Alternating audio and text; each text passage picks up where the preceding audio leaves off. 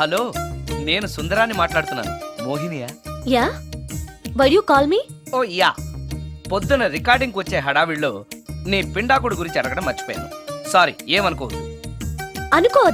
అనుకోవద్దని చెప్పడానికి నువ్వెవరు?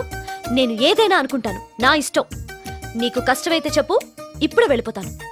అంత మాట అనకు మోహిని, నువ్వేం చేసినా నాకు ఇష్టమే. దయచేసి వెళ్ళిపోతానని మాత్రం అనకు, please please please. It's okay, ఈసారికి నిన్ను క్షమిస్తున్నాను.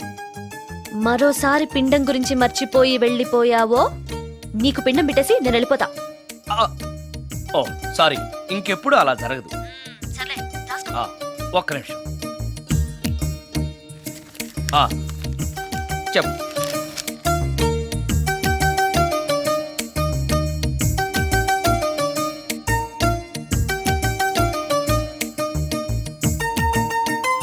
కొంచెం స్లోగా చెప్పు ప్లీజ్. ఇంకా ఈ పూటకి సింపుల్ గా ఇవి చాలే, తొందరగా తీసుకురా. చెప్పడం మర్చిపోయాను, 2 కోల్డ్ యాక్ట్, 2 క్రోసిన్ టాబ్లెట్స్ కూడా. ఇదేంటి, దెయ్యాలకు కూడా జలుబులు జ్వరాలు వస్తాయా? నీ అర్థం లేని ప్రశ్నలకి జవాబులు చెప్పడం వల్ల జలుబు, సిగ్గు లేకుండా నువ్వు బట్టలు తీసేసి ఇంట్లో తిరగడం చూసి జ్వరం వచ్చింది.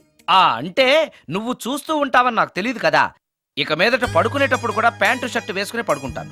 స్నానం చేసేటప్పుడు కూడా బట్టలు వేసుకోవాలి. ఓహో, నువ్వు దెయ్యానివి కదూ, ఎక్కడ పడితే అక్కడ ఉంటావన్న విషయం నాకు తెలుసు. అలా ఎప్పుడు చెయ్యను. ఓకే, ఇది మామూలు స్వాతిముత్యం కాదు, మ్యూజియంలో పెట్టాల్సిన